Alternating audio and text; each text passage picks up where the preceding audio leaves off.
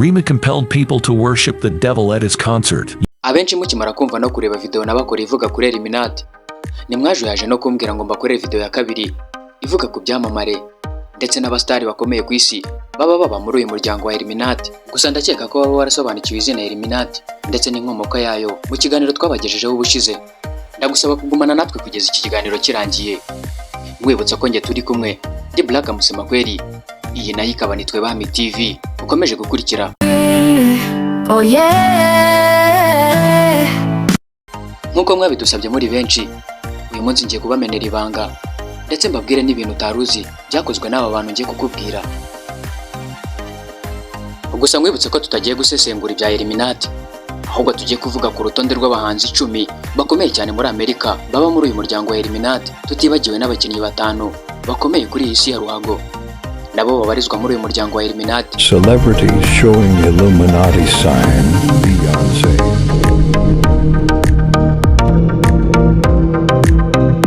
Lady Gaga,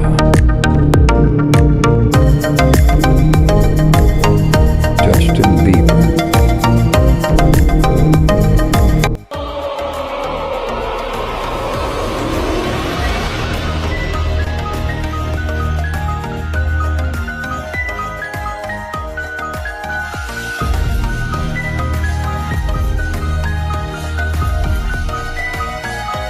Munyemerere dutangire ku byamamare byo mu muziki wo muri Amerika.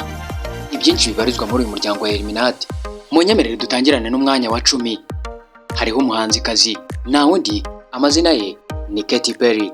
Uyu ni umuhanzikazi ukomeye cyane mu gihugu cya Amerika, wagiye uririmba indirimbo nyinshi zigiye zitandukanye, izitanga ubutumwa bwa Illuminati, ibimenyetso ndetse n'ibindi bintu byinshi bigiye bitandukanye, ku buryo ubibonye utashidikanya kumenya ko uyu mukobwa abarizwa muri Illuminati. Munyemerere tunyarukire ku mwanya wa 9. Tugiye kuhasanga icyamamare, umuhanzi ukunzwe na benshi, na wundi ni Justin Bieber. Justin Bieber, iri zina ntago ari ubwa mbere rikunyuze mu matwi, umaze igihe kinini cyane uryumva. Uyu mugabo akaba akorana na Illuminati. Muri Illuminati ibanga tuzi ngo nuko afite imyaka 80 na kuri iyi si yacu ya rurema, ariko muri Illuminati akaba afite imyaka 24, akaba ari nayo tumubonana kuri ubu. Justin Bieber yagiye aririmba indirimbo nyinshi zigiye zitandukanye nawe zitanga ubutumwa bwa Illuminati ndetse n'izindi nyinshi cyane. Munyemerere mve kuri Justin Bieber, ahubwo nkomereze ku mwanya wa 8. Turahasanga igikomangoma gikomeye cyane, nta kindi ni Miley Cyrus. Uyu ni umukobwa ukunzwe n'abatari bake mu gihugu cya Amerika. Ushobora kuba ari ubwa mbere wumvishe iri zina, ariko uyu mukobwa arakomeye cyane muri iki gihugu. Akaba akomoka muri Leta Zunze Ubumwe za Amerika mu mujyi wa New York. Uyu mukobwa nawe akaba abarizwa muri uyu muryango wa Illuminati ndetse akaba nawukorera cyane bitangaje, dore ko bigaragara mu bihangano bye yagiye akora nk'indirimbo nyinshi cyane zigiye zitandukanye zivuga ubutumwa bwa Illuminati ndetse zishishikariza urubyiruko kuba zagana Illuminati. Munyemerere mbe kuri uyu mukobwa ngane ku mwanya wa 7, aho tugiye kuhasanga umukobwa Madonna. Madonna akaba ari umustarikazi ukomeye cyane nawe muri iki gihugu cya Amerika. Madonna nawe akaba yaragiye anyuza ibihangano bye byinshi birimo ubutumwa bwa Illuminati mu ndirimbo ze nyinshi zigiye zitandukanye. Zimwe mu ndirimbo ze zivuga ngo ntago yicuza kuba yaragiye muri Illuminati, ahubwo arashishikariza buri umwe wese kugana Illuminati kuko harimo ibyiza byinshi cyane. Munyemerere uyu nguyu nitumutindeho, ahubwo tunyarukire ku mwanya wa 6, aho tugiye kuhasanga umwamikazi Britney Spears. Uyu ni umwamikazi w'umuziki mu gihugu cya Amerika, aho benshi bamuzi ku ndirimbo ze nyinshi zigiye zitandukanye. Uyu mukobwa nawe akaba abarizwa muri Illuminati kandi akaba ari umunyamuryango ukomeye cyane, dore ko uyu mukobwa yinjije abanyamuryango barenga 5,000 muri Illuminati. Ushobora kuba nawe urimo kandi utabizi, gusa simbigwifurije, gusa uzacekinge neza urebe neza niba utayirimo. Dukomereje ku mwanya wa 5, turahasanga icyamamarekazi, nta kindi ni Lady Gaga. Lady Gaga, iri zina ntago ari ubwa mbere ryumvishe, kuko waryumvishe kuva kera, ryakunyuze mu matwi inshuro nyinshi. Lady Gaga akaba abarizwa muri uyu muryango wa Illuminati, akaba amaze akayabo k'imyaka irenga 60 yose abarizwa muri uyu muryango. Uyu we ntituri buze kumutindaho kuko ibimenyetso by'indirimbo ze nyinshi turabifite, agenda agaragaza sinyari za Illuminati ndetse n'ibindi byose bibasha kugaragaza Illuminati icyo ari cyo.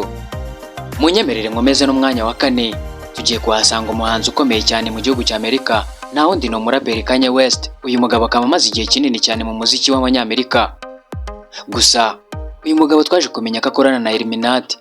amazemo igihe kitari gito, amaze imyaka irenga 50 muri uyu muryango wa Illuminati. Uyu ntituri buze kumuvugaho byinshi, ahubwo munyemerere dukomereze ku mwanya wa gatatu.